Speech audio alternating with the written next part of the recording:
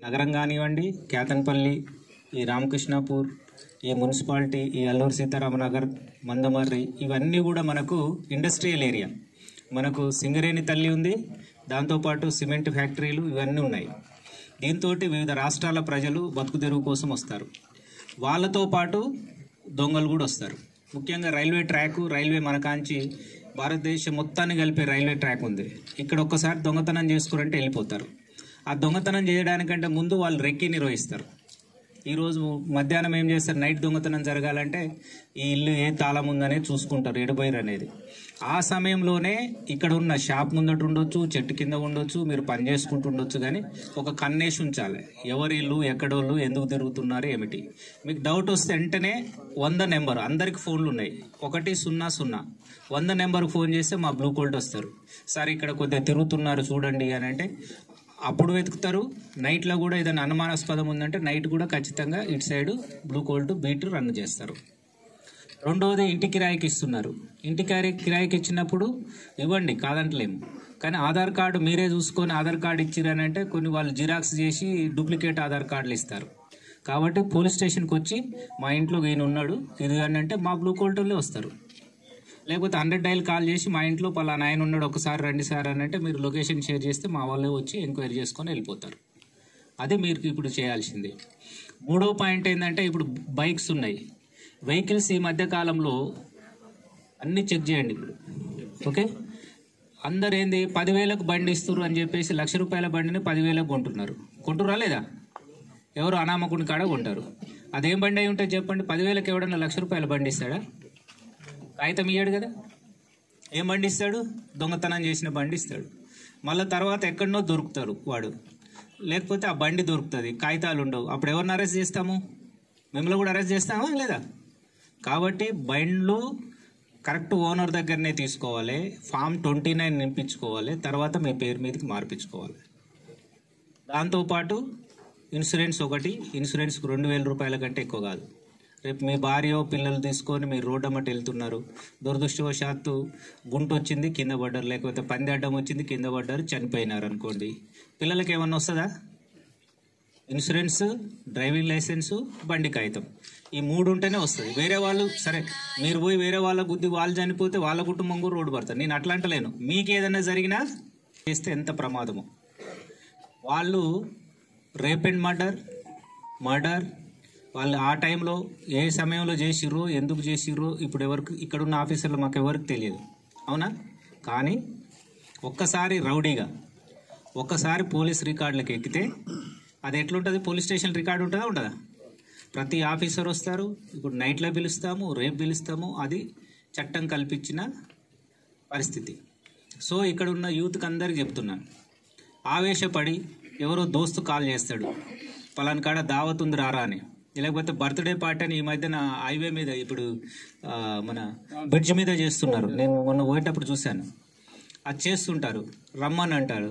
4-5 friends ఉంటారు, ఇంకొక 4-5 friends పోతాడు. అందులో కూడా గంజాయి తాగేటోడు ఉంటాడు, వాని జేబులో గంజాయి ఉంటుంది. ఆ టైంలో మాకు ఏదైనా ఇన్ఫర్మేషన్ వచ్చేసి మేము పట్టుకున్నాం అనుకోండి, 10 మంది మీద కేసు పెడతామా, ఒక్కరి మీద పెడతామా? ఏమనుకుంటాం? అందరు తాగడానికి వచ్చారు అనుకుంటాం కదా. కాబట్టి ఇప్పుడు పోయిన వీడేమంటాడు, నేను బీటెక్ చేస్తున్నా సార్, లేకపోతే మా నాయన జాబ్ వచ్చేది ఉంది, అన్ఫిట్ జాబ్ ఉన్నది, రెడీగా ఉన్నది, జస్ట్ దోస్తు పిలిస్తే పోయినా అని వీడు అంటాడు. ఒకసారి కేసు అయితే ఉద్యోగం వస్తుందా?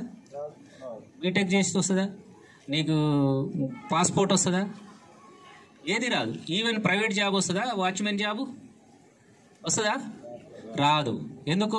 ఇప్పుడు మీకు ఇంతకుముందు ఏం చెప్పినా, ఎవడన్నా వస్తే మాకు చెప్పమని చెప్పినాం కదా. హైదరాబాద్లో నువ్వు జాబ్ పో, వాచ్మెన్ జాబ్ పో, అపార్ట్మెంట్ పో, ఖచ్చితంగా పోలీస్ వెరిఫికేషన్ చేపిస్తారు.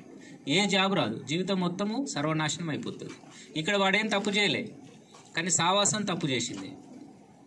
సో అర్ధరాత్రి పూట, అపరాత్రి పూట బయట తిరగడాలు, ఇట్లాంటి తల్లిదండ్రులు కూడా పిల్లల్లో కంటగాని పెట్టాలి. జరగరాంది 1-2 సంఘటనలు జరిగిందనుకోండి, ఒక్కసారి పోలీసు రికార్డులకు ఎక్కితే కుటుంబం నాశనం అయిపోతుంది. సెర్చ్ చేయడం జరిగింది. ఆ సెర్చ్లో సార్ మనకి ఒక 2.5-3 లీటర్ల ఇల్లిసిట్ లిక్కర్ సార్ బుడుంబను పట్టుకోవడం జరిగింది. తర్వాత ఒక బెల్ట్ షాపు IMFL లిక్కర్ను కూడా మనం సీజ్ చేయడం జరిగింది సార్. అలాగే సరైన డాక్యుమెంట్స్ లేనిటువంటి 31 టూ వీలర్ వెహికల్స్ని కూడా మనము తీసుకొచ్చాం సార్ ఇక్కడికి.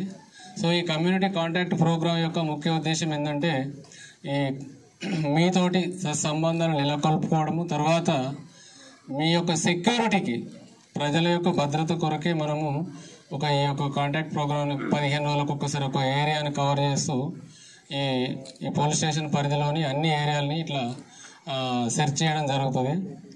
దీనికి మీరు అందరూ సహకరించారు, మీ అందరికీ ధన్యవాదాలు. ఇప్పుడు ఈ 31 వెహికల్ ఎందుకు తెచ్చినామంటే డాక్యుమెంట్స్ ఉండాలి. ప్రతి వెహికల్ మేము చూస్తాము, డాక్యుమెంట్స్ అన్ని ప్రాపర్గా ఉంటే పంపిస్తాము. డాక్యుమెంట్స్ ఎందుకు ఉండాలంటే మీకు తెలుసు, RC, registration paper, driving licence, insurance అనేటువంటి తప్పనిసరిగా ఉండాలి. ప్రతి వెహికల్కు మీరు ఉంచుకోవాలి, అవి మెయింటైన్ చేయాలి. ఎందుకంటే ఈ మధ్యకాలంలో మన రామకృష్ణాపూర్కు హైవే ఉంది, మందమర్రి రామకృష్ణాపూర్ బెల్లంపల్లి, చాలా ప్రమాదాలు జరుగుతున్నాయి. ఈ సంవత్సరము 9 యాక్సిడెంట్లలో 9 మంది చనిపోయారు. సో దురదృష్టవశాత్తు అలాంటి సంఘటనలు జరిగినప్పుడు మన వెహికల్కు డాక్యుమెంట్ ఉంటే, ఈ 3 కాగితాలు ఉంటే ఆ చనిపోయిన కుటుంబం రోడ్డు మీద ఎట్లాగో పడుతుంది. వాళ్ళకు చేదోడు వాదోడుగా ఇన్సూరెన్స్ కంపెనీ నుంచి డబ్బులు రావాలి. ఇన్సూరెన్స్ కంపెనీ నుంచి ఆ వ్యక్తి యొక్క చేసే పనిని బట్టి డబ్బులు క్లెయిమ్ అవుతూ ఉంటాయి. కావాలంటే ఈ 3 తప్పనిసరిగా ప్రతి వెహికల్కి ఉండాలి.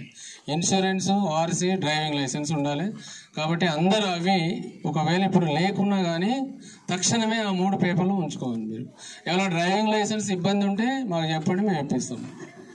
ఇది ఒకటి. అట్లాగే ఇప్పుడు ఈ గుడుంబ నిషేధం, గుడుంబ తాగడం వల్ల చాలా మనకు ఆర్థికంగా, మనకు ముఖ్యంగా శారీరకంగా మనకు చాలా ఇబ్బందులు కలుగుతాయి. కాబట్టి అట్లాంటివి మనము ప్రోత్సహించవద్దు, అదే ఒకటి. తర్వాత బెల్ట్ షాపులు కూడా రన్ చేస్తూ ఉన్నారు.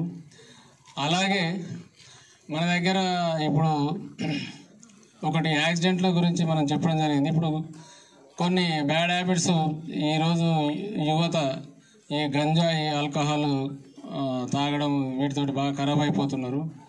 ఇలాంటిది ఎక్కడున్నా కానీ సమాచారం ఇవ్వాలి.